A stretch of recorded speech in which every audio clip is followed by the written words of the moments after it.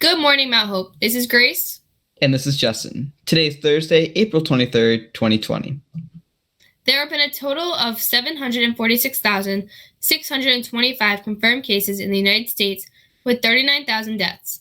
4,706 of the confirmed cases are in Rhode Island, resulting in 150 deaths. Rhode Island is starting to see a decrease in the new cases within the recent week. Around the world news, there has been an increase in cases around Europe and the Middle East, especially in Singapore. China tells citizens in Russia to stay where they are, and protests in Brazil have led to the return of military rule. Now on to a B on NCAA eligibility.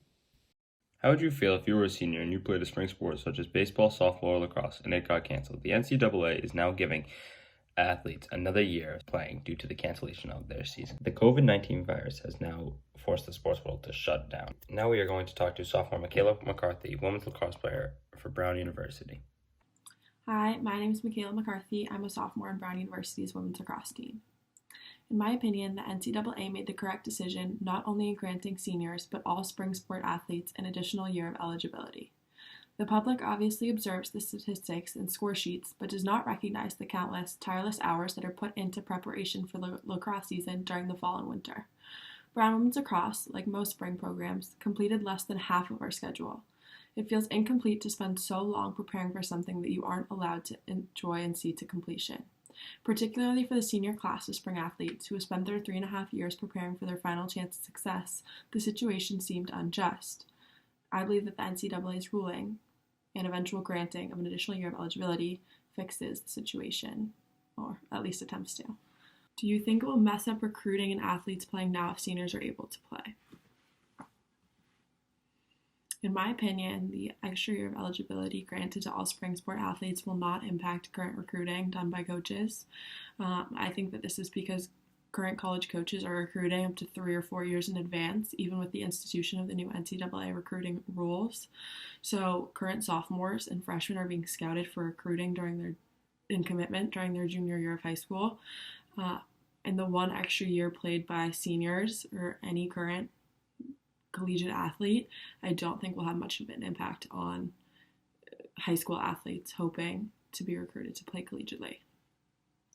I do believe that the extra year of eligibility will have much more of an impact on current college athletes and their future hopeful or expected playing time, just because they're now competing against athletes who have had more time to prepare at the collegiate level. I can speak specifically about one instance on the Brown University men's lacrosse team. There's an All-American goalie, Phil Goss. I wouldn't use his name, but he's a superstar. He is, I think, 25 saves away from setting Brown's all-time save record. And there is, in my class, a boy, Cam Fiore, who's been patiently waiting for his turn for Phil to graduate. And now that Phil has an extra year, Cam won't be able to play during his junior season and will potentially only have his senior year to play if he earns the spot against the other goalies that have been recruited. So it is definitely tough for girls or boys or anyone who is waiting for their time to step onto the field, tennis court, any playing surface. But I definitely think that will be more heavily impacted than recruiting of high school athletes. This is heartbreaking for those seniors. There's a positive to this, that the seniors will get to play again, but if they want to go pro, it would be hard for them to get drafted since it will be packed.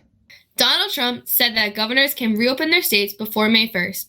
Florida has reopened their beaches but has seen an increase of 1,200 cases. 22 million Americans have filed for unemployment in just 4 weeks. The $349 billion lending program to help small businesses has now run out of funds. If you can, please try and help small local businesses in your community. Senior Colin Cabral has officially broken the Guinness World Record for the longest video game marathon on a virtual reality game at 48 hours, 8 minutes, and 31 seconds. Wow, congratulations, Colin. That's awesome. Congratulations, Colin. We're so proud of you. There will be an Instagram live stream with Brody the Canine on Thursday, April 23rd as a meet and greet with the newest member of the Bristol PD. There was a Google form emailed out by Dr. D. They'll be answering as many submitted questions as possible, as well as answering live questions. Now a message from the Rhode Island Interscholastic League. All spring sports hinge upon the return to school. The Rhode Island Interscholastic League wanted to let you all know they are committed as a league, a school, and a district to making sure we have the best spring season possible. Each sport has a slightly different plan depending on when and if the rules are lifted. The Interscholastic League knows that it is hard not knowing the exact date, especially because you all care so deeply about your teams and chosen sport. Please know that they are here to support you as an athletics department, coaching staff, school, and district. We will be celebrating all of our 2020 seniors regardless of our return to the field, and we'll need everyone's help come senior night. As soon as information becomes available, they will reach out and let us know their tentative plan. In the meantime, be where your feet are, continue to follow your passion, and get better individually, and support your teammates through social media. The Providence Public Library and Rhode Island Historical Society have partnered together to create a collaborative public archive in response to COVID-19 pandemic. The Rhode Island COVID-19 Archive Project encourages all Rhode Islanders to document their experience during this historic moment and contribute those items to the public archive. RICOVIDarchive.org is accepting contributions from the public that document their experience during the COVID-19 public health crisis. The goal is to create a virtual archive that documents the ways that individuals and their community are affected by social isolation, mutual aid, and quarantine and illness. The archive hopes to serve Rhode Islanders now and in the future by providing a way for people to connect with one another and preserve their stories from this time for researchers in the future. Thank you to everyone who participated in last night's Be the Light recognition to the class of 2020 and first responders. Please continue to wash your hands and keep social distancing. That's all we have for you today. Have a great day, Huskies. And remember to get ripped.